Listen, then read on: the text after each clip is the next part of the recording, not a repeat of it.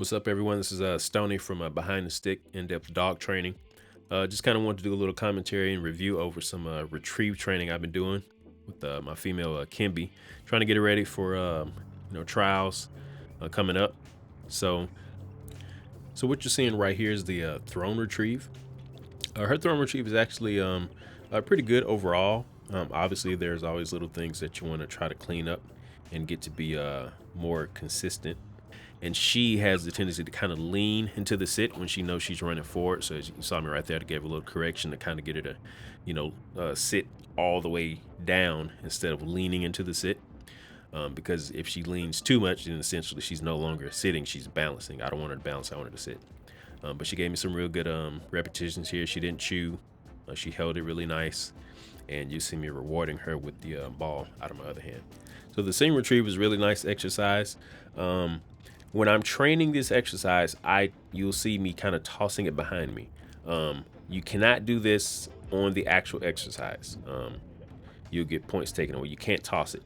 You have to literally take it out of your pocket and just drop it straight down. The dog has to, see it, grab it, and bring it. But training it, I like to toss it behind me. The reason I do that is because I want to create space between me and my dog, so that in her mind, she has to catch me, right? Because the dog has to basically get in front of you and sit.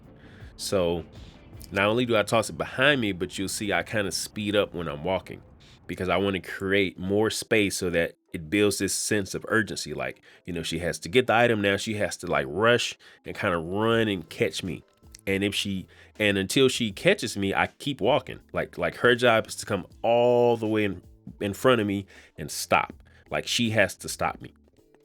And so that's kind of how I train it, because what I've seen a lot, when dogs are not used to passing the handler and getting and finding that center position, they have the tendency to catch the item before it even hits the ground, and they'll just stay in a heel position.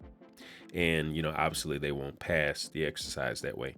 So that's the reason that I train it that way. I like to toss it behind me, create that space, and make the dog run and get in front of me and find that center position.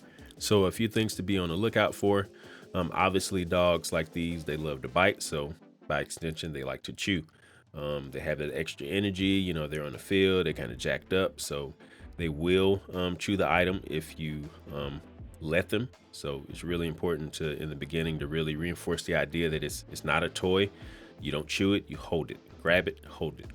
Another thing is that when they go and get the item, they have a tendency to kind of run in a circle. Like, they'll kind of, grab it and start going off to the right, and they'll bend that circle all the way back around, instead of going in a straight line, which is what you want. Because sometimes that circle can become too big, and they'll wind up in a situation where they're not really sure how to line back up. So they might have the tendency to wind up on your right side, or they'll go behind you, and then they'll start to mess up the exercise. So you want that straight line between point A and point B. So here I'm basically introducing her to the unseen retrieve. I'm placing it down so she can clearly see it. So I'm basically telling her, like, hey, I'm putting the item right here. I'm gonna need you to go get it. So you'll see she's just gonna go straight, get it, turn around, come back. I like training in this area too, because like the grass patch is pretty narrow, so there's not a lot of room for her to like run in circles. You see she kind of went for the ball for a split second, but she went and got the right item, so I rewarded her right here. And so now I'm taking it a step further, and you'll see I'm gonna take the retrieve item out of my right pocket real discreetly. I'm gonna drop it, boom, right there. So she didn't see me drop it, which is good. I don't want her to see me drop it, because she'll probably have the tendency to turn around and go get it. So now when I send her, you're gonna see she's gonna run past it for a split second, because she didn't see it. So she goes back and realizes that, oh, I gotta retrieve. So she goes back and gets the right item. Again, she kind of for a split second goes for the ball, but she realizes that that's not the right item. So I rewarded her again. Same thing, just another repetition. Again, discreetly taking it out of my pocket when I turn the corner, dropping it, boom.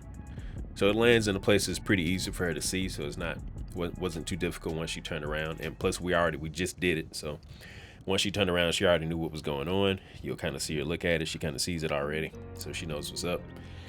But basically, just kind of building these repetitions, getting her to understand that the retrieve might come in different formats, because it will. Like French ring has the 3 different retrieves. So I'm basically just trying to condition her to understand that, you know, the retrieve may be thrown. You may see it, you may not. Right here, I'm basically trying to help her build that hold, you know. So she's doing positions on the place pad. She's kind of chewing a little bit, so I had to kind of tell her, like, no, you know, hold it. So right here, she kind of adjusts the grip. She gets a really good grip on it right there. And once she gets this grip, like, she's holding it, you know, she's breathing more out of her nose now, I think. But you know, she's on her position, she's on the place pad, and she's like holding it. So she did really good right there once she got like that more comfortable grip. So that's something to keep in mind when training the retrieve, or before you even get to retrieve, just training the hold. Be mindful about how you give the object to your dog, because it could be that they could actually hold it really, really well, but it just might be uncomfortable in their, you know, in their mouth, like maybe the orientation of it, you know. So just, you know, something to think about. Obviously, their job is to grab it, hold on to it, which they absolutely can do, because if you've ever seen a dog hold on to something that they want, like, they grip it, they hold it. So obviously it's not an excuse.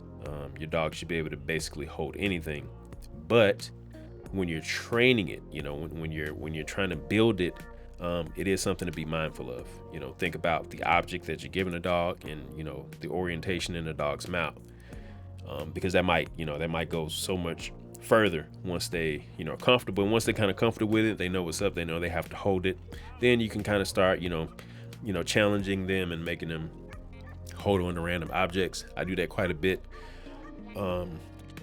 So right here you're seeing Miles working with a lady, his personal dog, doing some retrieve work, and like he's literally just grabbing random items and making her retrieve them, just kind of showing that fluency that she has with, you know, the exercise and just the behavior in general. So, you know, like, he just kicks off his shoe and it's like, hey, grab it, you know, hold it, bring it, and she does it. There's a glove, you know, he throws off his shoe. So she's just showing that she understands what it means, you know, regardless of what the item is. Again, on a trial field, obviously there's certain items that you can use and certain items that you can't. But your dog should have a good enough understanding of the exercise to where you should theoretically be able to make him retrieve anything. You know, you should be able to just take, you know, a random item and say, go get it. That's kind of what it's like in Mondio Ring. You know, they have these very irregular looking objects, but it kind of proves that the dog understands the concept of what they're doing. You know, they understand the behavior, and they have that exercise fluency that we talk about. Thanks for watching.